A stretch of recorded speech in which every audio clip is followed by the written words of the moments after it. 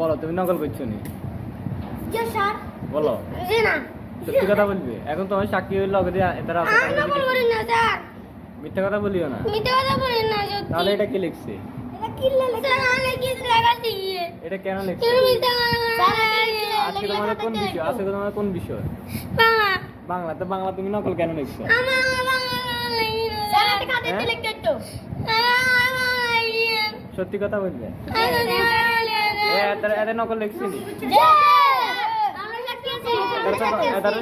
এটারা তো সবাই সাক্ষী দিছি তুমি নকল লিখছো।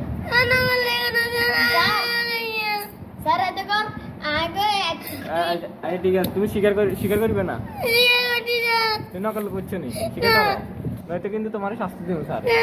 হ্যাঁ, তুমি নকল করো নাই, তোমার মিথ্যা কথা বলছো কেন?